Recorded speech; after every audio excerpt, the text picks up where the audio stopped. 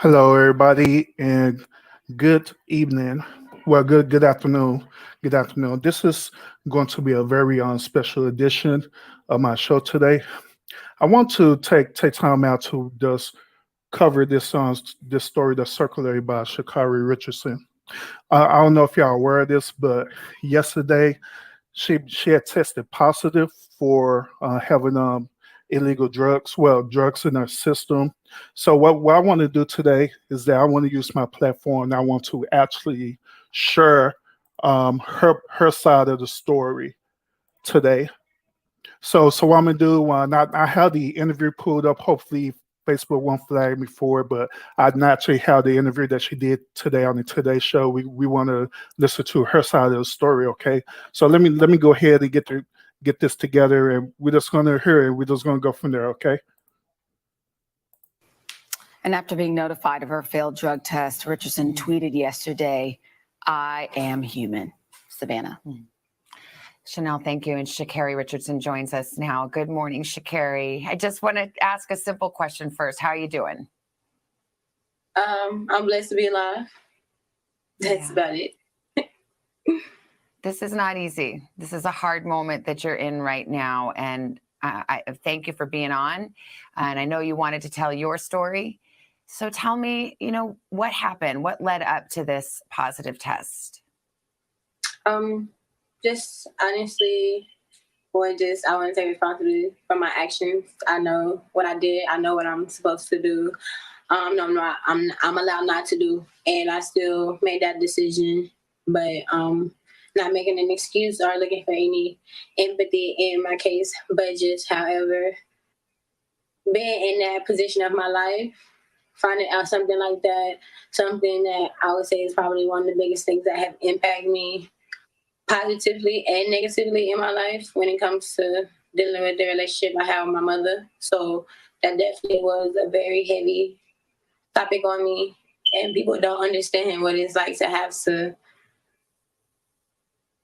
or people do. We all have our different struggles. We all have our different things we deal with. But to put on a face, to have to go in front of the world and put on a face and hide my pain, like, I don't know, who are you, or who am I to tell you how to cope when you're dealing with a pain or you're dealing with a struggle that you've never experienced before or that you've never thought you would have to deal with? Like, who am I to tell you how to cope? Who am I to tell you that you're wrong for hurting?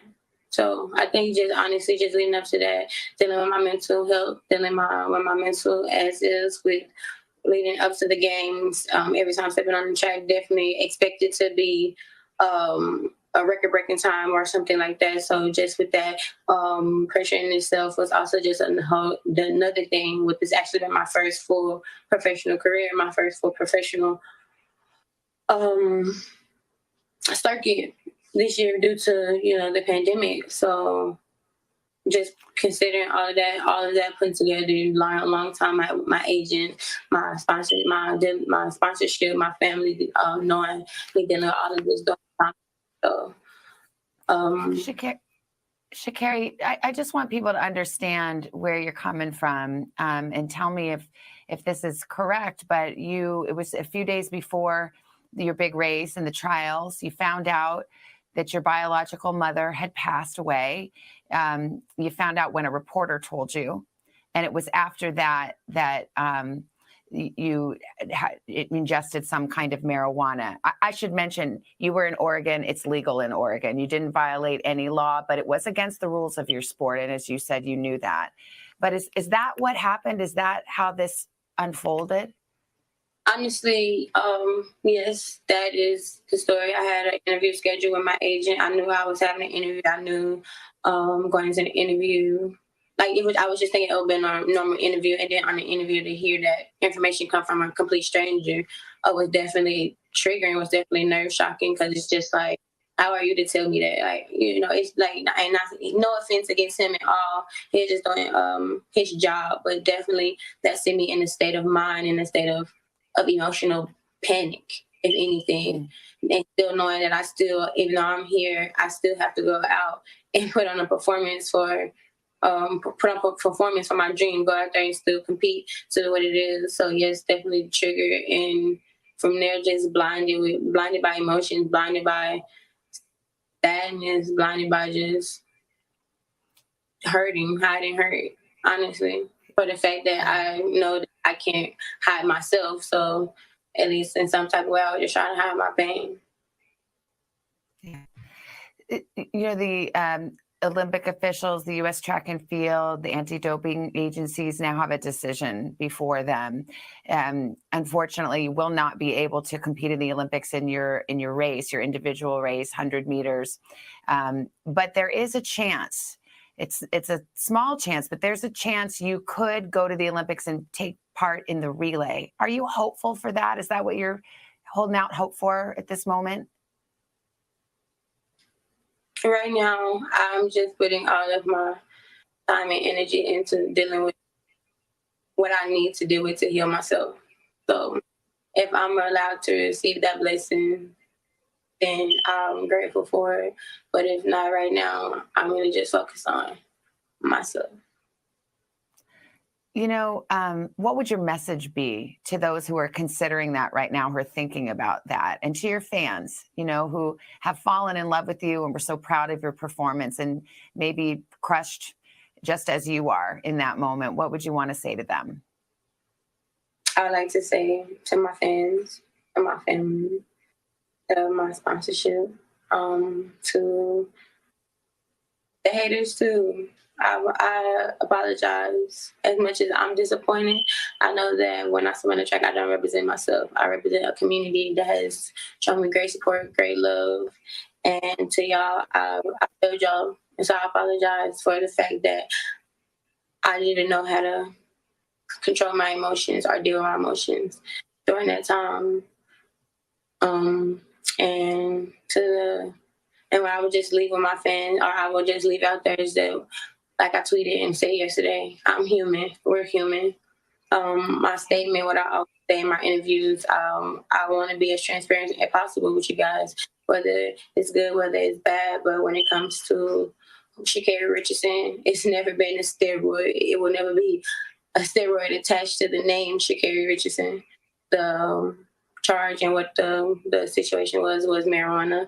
I'm not encouraging anybody to do it. I'm not saying, oh, don't do it or anything like that. But if you choose to do things in your personal time or things like that, you just should know or beware of the consequences, or just know, or just find different ways to just cope or do what it is that will make you feel better. But sitting here, I just say, don't judge me, because I am human. I'm you. I just happen to run a little faster. I understand there's going to be people that still have something to say that don't necessarily understand. And I wouldn't even call them haters if they want to choose to show their character of a person, even after me saying what I've said, and putting myself out there, then that's just on you, your character, and you have to live with that. But I greatly appreciate being able to tell my side of the story. And like I said, to my fans, my family, my sponsorship, and the haters, I greatly apologize if I let you guys down, and I did. And I just want to let y'all know this will be the last time the Olympics don't cheat Sha'Carri Richardson, and this will be the last time the U.S. Doesn't come home with a gold medal in 100. And I feel Sha'Carri lines up against me. Sha'Carri, before I let you go, I think about you and the highs and lows that you've had to deal with, and your dream came true. You dazzled everybody with your performance, but also your words, your hug for your grandma. You've been through so much, and we'll see what happens and what this decision is. But do you plan to keep running? Are you going to keep those Olympic dreams alive no matter what?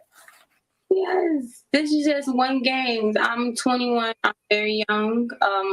Unlike most, I have plenty of games left in me to compete in, and I have plenty of talent that backs me up, because everything I do comes to me naturally. No steroid, no anything. This incident was about marijuana. So after my sanction is up, I'll be back and able to compete. And every single time I step on the track, I'll be ready for whatever anti-doping agency to come and get what it is that they need, because this will never happen.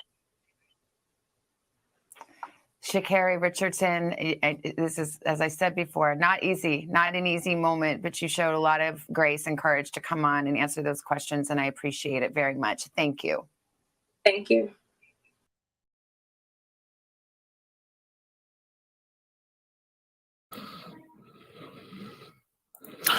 So, what do y'all think? What do y'all think about that?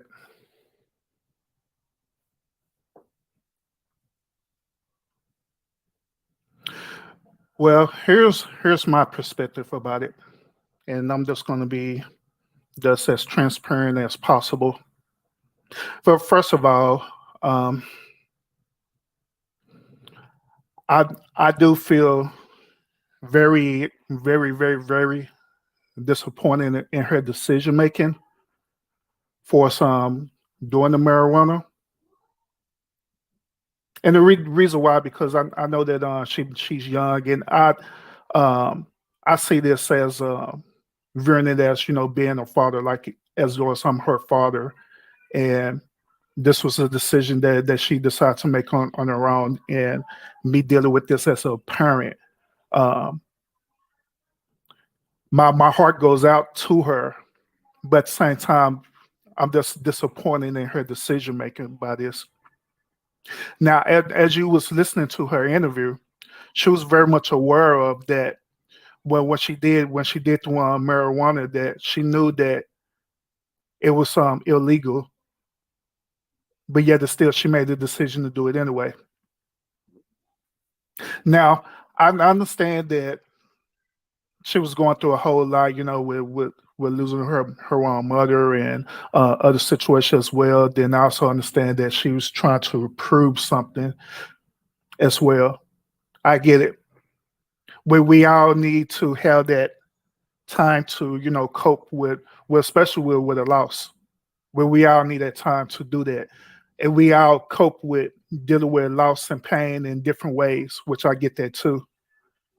But however, well, when it comes to your professional life or your professional career, I just honestly believe that that's where the accountability and the balance have to take place, where it have to be a time and a place for it. Especially how things is happening with her right now, where the media is really, really paying attention to her. I don't know if y'all paid attention to my last podcast when I was talking about Sha'Carri, and I was talking about there was a one dude that was trolling her. The reason why I'm mentioning this is because as much positivity that goes out towards her, there's also negative things that go out as well. In other words, like she was mentioning, there are haters that be out there as well. Why? I just don't understand why people are the way that they are. Why would they have this much energy to hate on a young lady who's trying to compete and really just trying to find herself in life? And this is one of the talents that she do in life. She's just trying to find out that talent, and she just using that talent just to compete, and that's it, to live. So my heart goes out to her for real, but also accountability had to take place for real. So I'm I'm hoping and praying that the people that are in her circle, that um that really comfort her in this situation, because I know through experience that the internet and the social media is relentless. When they go in on you, when they go hard on you, they're gonna go hard on you on the internet. Believe me, I didn't experience it.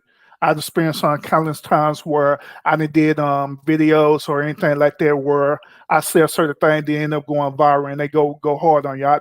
Trust me, I get it.